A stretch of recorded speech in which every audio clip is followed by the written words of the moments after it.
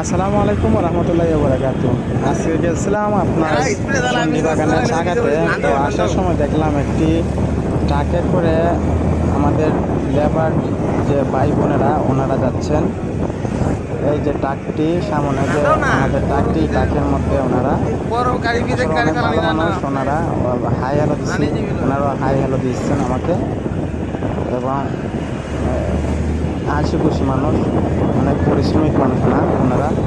ওনাদের জন্য সবাই দোয়া করবেন, ওনাদের জন্য সবসময় এরকম হাসি খুশি থাকে এবং ভালোভাবে থাকে।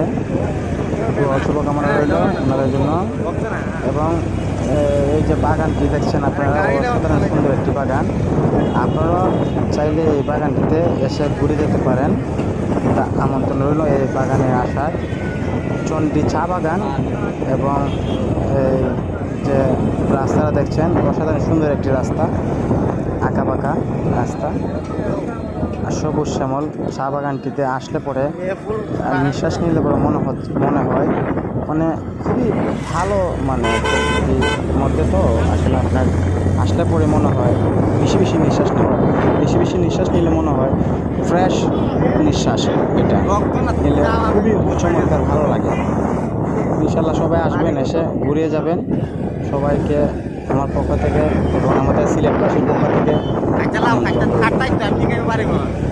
হবিগঞ্জ ঝোনারুঘাট